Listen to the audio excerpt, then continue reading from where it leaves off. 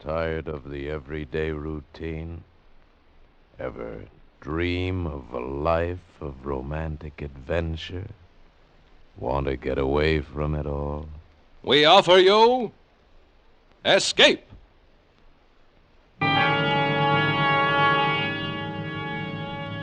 Escape, designed to free you from the four walls of today for a half hour of high adventure. Escape, brought to you by your Richfield gasoline dealer and the Richfield Oil Corporation of New York. Marketers of Richfield gasolines with Xylene, Rich Lube, all-weather motor oil, and other famous petroleum products. Look for the Richfield Eagle on the cream and blue pumps.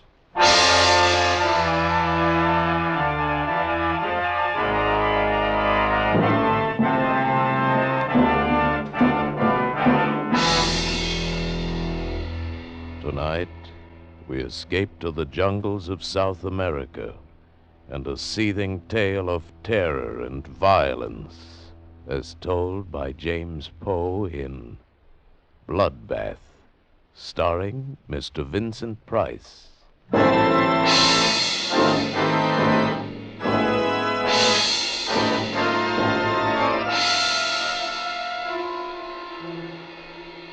By portaging the rapids and walking the mules in the shallower stretches, we'd managed to get our supplies and equipment more than 1,700 miles up the river. After this, further navigable passage being impossible, we'd traveled by foot, hacking our way through the thick, steaming jungle, coaxing and goading the heavily laden beasts. We'd left the jungle and begun the climb. 11 days later, high in the Andes, we found our objective, and we set to work, hard work. And then, on a hazy afternoon in late May, we found it. I shall never forget the scene. Below us, the mountains swung down to the jungle which stretched eastward, far as the eye could see. The peaks above us had cut off the setting sun, and the light had a curious violet quality. The dank, chill wind, whispering and gusting, set the sparse timber scrubs to trembling and shuddering, and the mules, disdainful of their 5 strange masters, foraged the cacti and dwarf pine. The instruments were set up and the specimens were at hand, and now, crouched and tense, we leaned forward. How about it, Hess? Wait.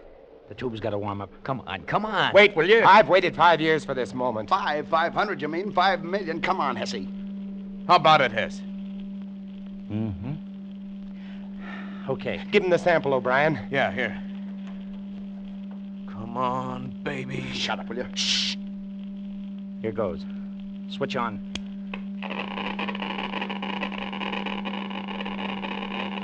Holy cow. Good. It's fantastic. Fantastic. Yeah? Come on, Hesse. What's the word? Yeah, Hesse, give. Gentlemen. Unless this machine is busted, unless this Geiger counter has forgotten its multiplication table, we have discovered the richest lode of uranium ore known to man.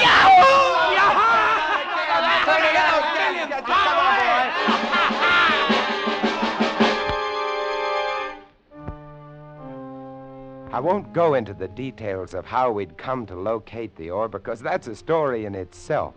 Suffice it to say that late in the afternoon of that hazy May day, the 5 of us, gamblers all, came to the end of our rainbow, found our pot of gold. The vein runs all the way up the side of the mountain. Must be worth $1 million. $1 million, $1 billion. $1 trillion. Do you boys realize what we've got here? Sure we do. We've got the world at our feet. Why, the man who gets the strike registered in his name can be a king. Every country in the world is going to come running up to him with trunks full of money and power. You tell him, Hesse. Power? Yeah, we'll make the United States the most powerful nation on earth. Why the United States? Oh, you wouldn't sell to anybody else, would you? I'm a businessman, Harris. You're a fool. No. I'm a businessman. $1 trillion. Oh, gents, we've got the world at our feet. Split 5 ways.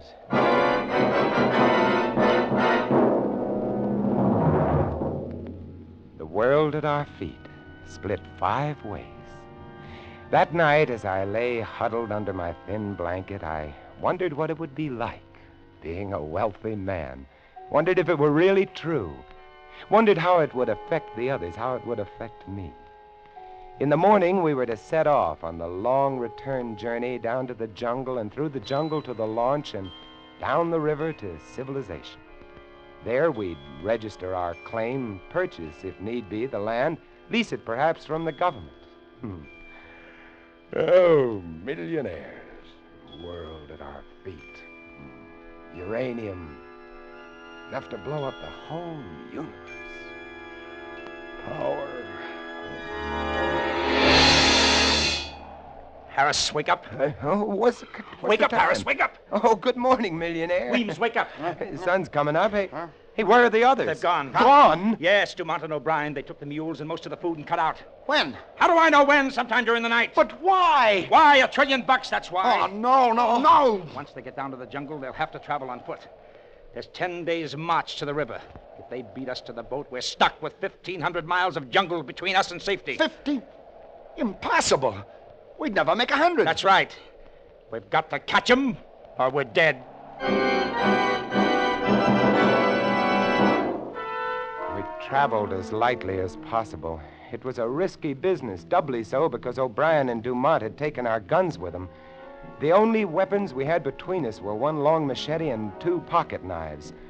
These would be of little protection against jaguars, bushmasters, tapirs, boa constrictors, and the rest of it. Fortunately, they'd left our number 1 necessity to survival. They'd forgotten to take our quinine. This and our food was all we carried.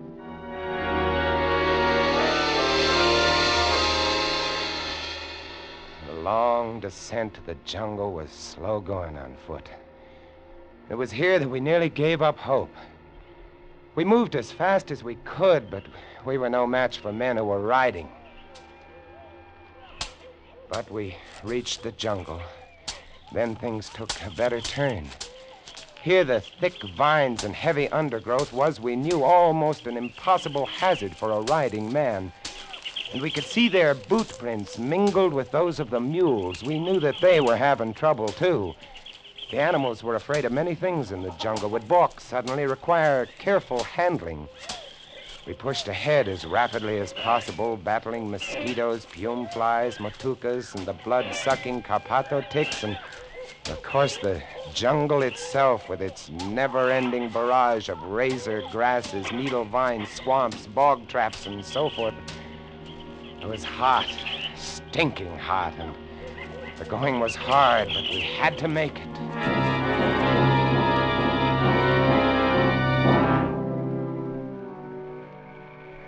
Couldn't travel at night.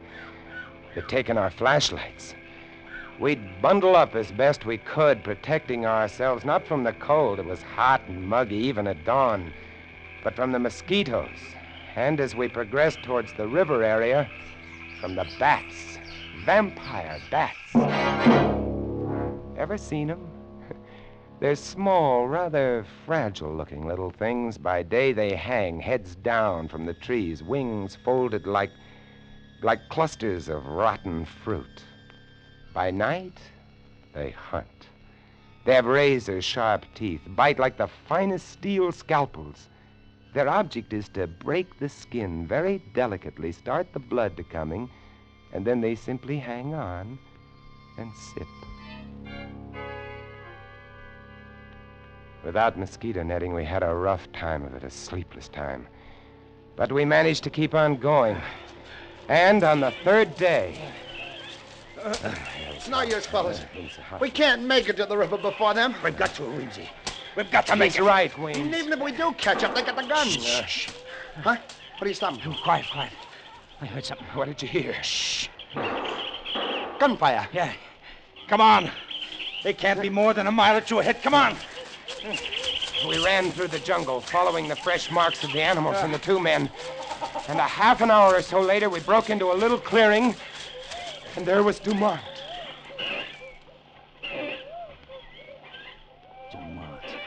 He's dead. Shot in the back. Good old Obie. Sweet guy, that Obie. Here, come on. Let's turn him over. He's really been sweating, huh? Yeah, It's malaria. You see his face? good old Obie. And Dumont came down with malaria, probably started to slow him down. Sweet guy, that Obie. Come on. Come on, let's go. Hey, they should have remembered the quinine. I got no sympathy for Dumont. You know what'd be nice? What? If that Obie should get malaria now. Yeah. He'd be helpless. He'd ask me for quinine. I'd throw him a stone. On we went. Now there were no boot marks with the mule tracks. Apparently O'Brien was riding one of the animals. From time to time we'd see a flurry of tracks churned up as though he had had to dismount to tug one of the beasts back onto the trail. We followed the tracks for another 2 days, and then on the 6th day, we found one of the mules. How you feeling, boy? Huh? Where's your saddle? He really looks beat. Look at those marks on his flanks. Vampire bats. Yeah. That leaves O'Brien on foot. Yeah. Hey, you hear that? Hey, it's the launch. We're to the river. He's starting the motor. Come on. It wasn't very far, just a few hundred yards, and the path was strewn with O'Brien's discarded supplies. Quite suddenly, we came out of the jungle and onto a narrow white sandbar. The river. And there, not 30 feet away from us, just drifting off into the deep, dark, fast-moving waters, was O'Brien and the launch. O'Brien! Beat you! I beat you all! Look at him. He's like a skeleton. Obi! Wait for us, Obi! The launch lurched dizzily as it floated downstream. O'Brien was feeble, sweating, possessed. He had the fever, had it bad. Come on, let's go after You him. can't. This is piranha water. Cannibal fish. They'll eat you. Yeah. Hey, Obie! Hey, you know me, Obie! Your old pal Hesse! Hey, what do you say, Obie, huh? Huh? He staggered dizzily about the cockpit, trying to start Look the at him. He engine. can't hardly stand He up. was laughing, and he was so weak that he could barely spin the flywheel to the kicker. Obie! He slipped. Good Lord, he's in the water! The fish, the piranhas! They got him. They got I him. ain't gonna look at this! One moment we saw him swimming weakly, his large, fever-ridden eyes turned imploringly toward us, and the next moment he was gone, leaving only a large red churning patch on the water. The piranhas are small, rarely more than 12 or 14 inches long, small fish with large, powerful jaws, teeth like broken glass, and an insatiable, maniacal appetite for flesh. The launch, caught by the deep, fast-moving waters, rocked softly this way and that and moved on downstream. Away. Away around a bend and out of sight.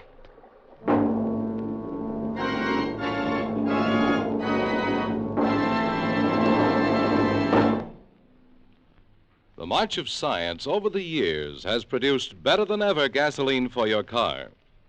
But now science adds one of the greatest gasoline components of all. It's called xylene. Xylene, a super gasoline component, adds two great qualities to gasoline. Xylene gives higher than ever anti-knock performance. Xylene means power. Today, every gallon of Richfield gasoline contains xylene. If you want a motor that runs quiet as a whisper, if you want pickup and power to spare, try Richfield gasoline with xylene. Your Richfield dealer offers a choice of two great Richfield gasolines with xylene. Richfield High Octane at regular price for the average motor, or Richfield Ethyl. Ethyl at its best for tip-top results in the highest compression motors. Drive in where you see the Richfield Eagle on the cream and blue pumps. Get Richfield gasoline with xylene. Xylene, one of the highest anti-knock components in gasoline history. And now we return you to Escape, starring Vincent Price.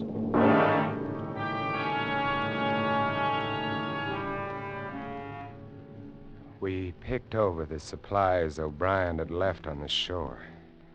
There wasn't much we wanted. A gun without ammunition, a A few tins of food, a tent and some bedding, cooking equipment, a coil of rope. We loaded these things onto the mule and set off through the jungle, downstream along the river's course. 1,500 miles to civilization.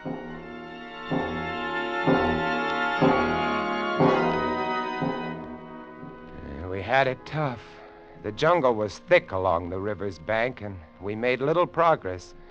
Not more than 5 miles that day, but the next day, we rounded a bend, keeping close to the shore, and there, about a quarter-mile below us and nuzzling the opposite shore, grounded on the sand, lay the launch. Looks shallow enough here. Yeah, it does. Yeah, but what about the fish? How deep does it look to you, Harris, at the deepest spot, I mean? Oh, I don't know, maybe 2.5 feet, maybe 3. Most of it's less than that. I got an idea. Shoot. We got to get across the launch, see? So here's what we do. We throw away everything. There'll be food and water on the launch, see? Yeah? Now, you see that little patch of sand in the middle of the river where the bar shows? Yeah. We go that way. That's bound to be the shallowest way, see? How do we go? On the mule, the 3 of us. Ah, you're nuts. This mule ain't in such bad condition it can't get the 3 of us across 70 feet of shallow water.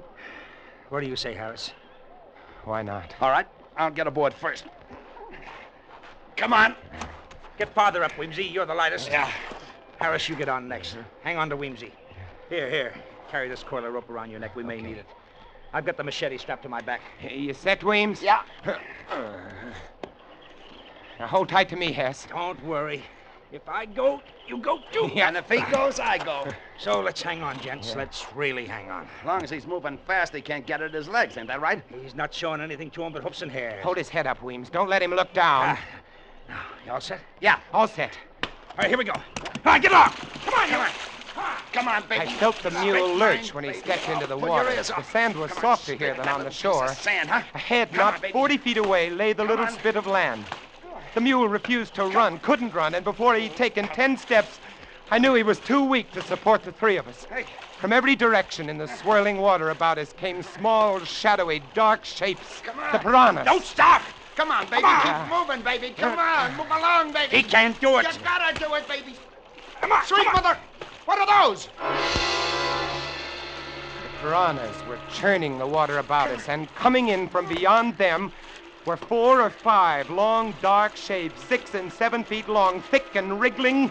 Eels, electric eels. They'll sting him. Get along. To the bar. Get him to the sandbar. Faster. Come on. Made it. It's true about electric eels. They can throw a jolt that'll kill a jaguar.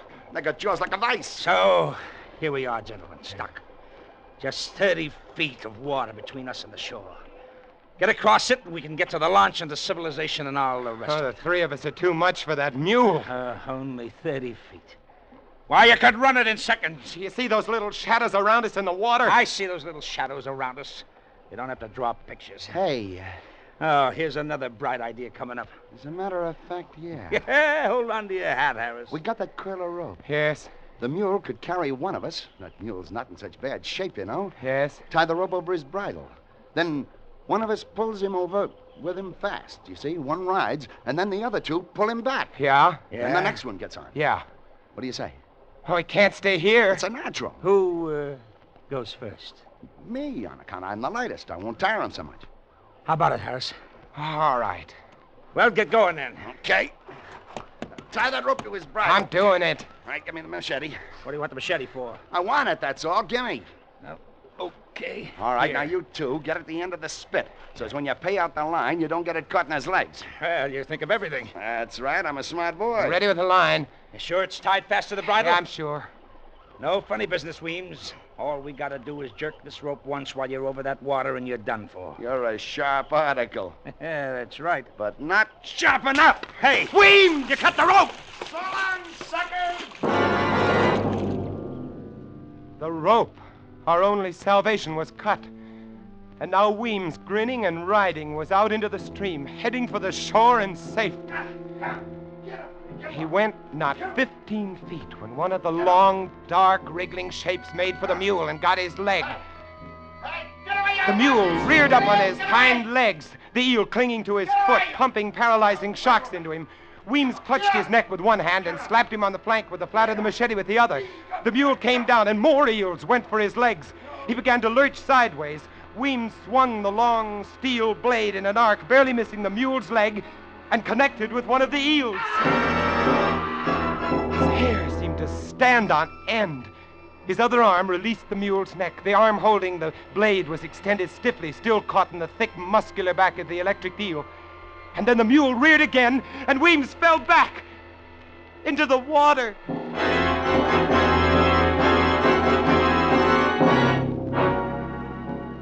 The mule, freed of Weems, made the shore and vanished into the jungle.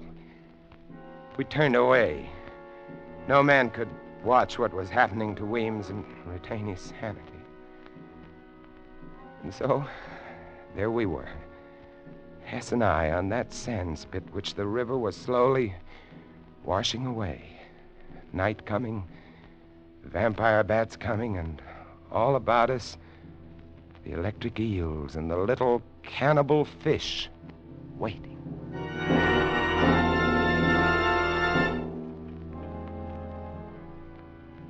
There was no moon. There were evil stars, red and yellow. There was a black sky, and against it, blacker shapes, the vampire bats. We waved our arms and kept them off, but again and again during that long and terrible night, they brushed against us, squealing and squeaking, trying to get us. Dark, evil, thirsting bats.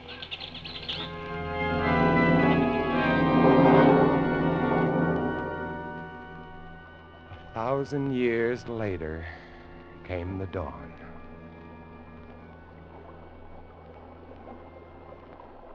That water's taken a lot of sand away. This thing isn't much bigger than a card table. Look at them. Look at those fish. You'd think they had enough to eat yesterday. Listen, Harris. No matter what happens now, at least you and I have played it square, right? Yeah, that's right, Hess. Shake my hand, Harris. All right. Because I think I got an idea on how we can get out of here. What? Yeah. Look up there. Yeah? See that vine hanging down from the big tree? It's over the water, and it must be 15 feet up. Yeah, but if you were on it, you could do a Tarzan to the shore. The rope. That's right. Now, if we can just lasso the end of that and pull tight, we'll have enough swing to make it across. Swing like a pendulum, if you follow me. One guy gets on the other's shoulders to swing over to get the start, see? Then when he gets to shore, he fastens a rock and swings the rope back to the other. If that vine will hold, it'll work.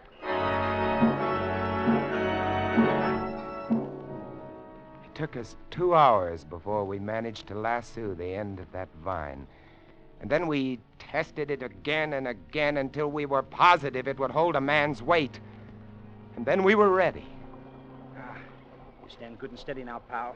I'm going to go easy on you, but don't shake. Because if you spill me in that water, I'm a gone guy. I'm ready. I'm ready. Good luck. Here. I felt his feet leave my shoulders, and then he was off, skimming the water with his feet drawn up, and then, miraculously, he was on the shore. Good boy! Good boy! Yeah. Like a breeze, huh?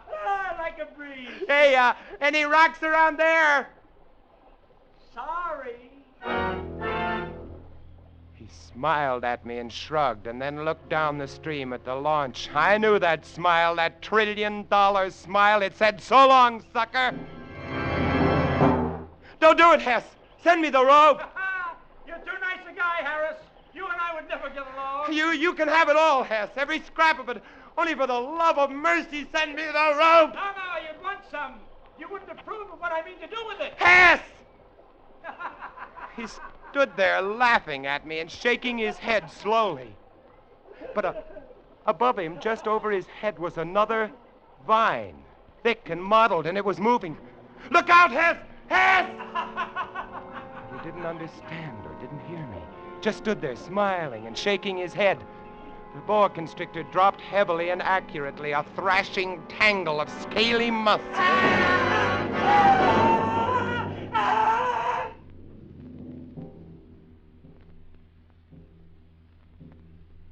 The sun was hot, blistering hot. I was alone. All alone.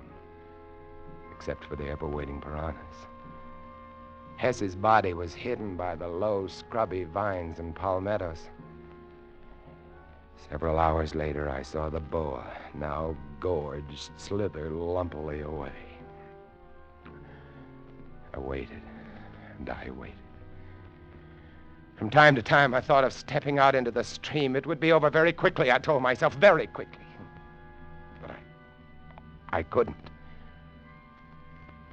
And then I noticed an odd thing. The current which had been sweeping the sand away had shifted slightly. A whim, a miracle. And now new sand from some sunken bar was beginning to pile up between me and the shore, grain by grain, rib by rib. I watched this. And I watched. And I watched. And at 5 o'clock that afternoon, I walked ashore to the lawn. And didn't even get my feet wet.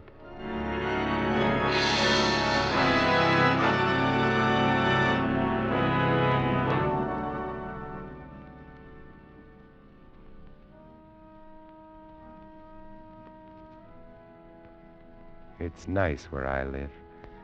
Quiet little streets, nice people, nice kids, nice country.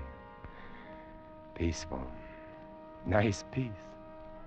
I know where there's enough uranium to blow it all to hell. Want it? Just go up the river. Up the river, it's for the taking. Ask Dumont and Obie and Weems and Hess. $1 trillion worth. Enough to give the whole world a bloodbath. Yourself included.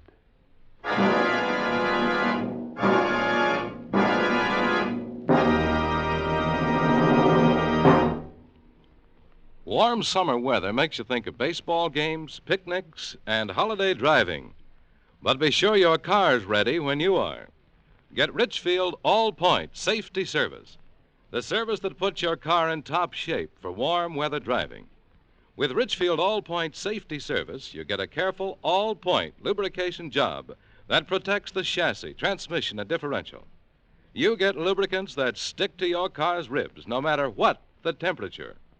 You get the protection of Rich Lube, all-weather motor oil, the Pennsylvania premium-grade oil that cleans as it lubricates.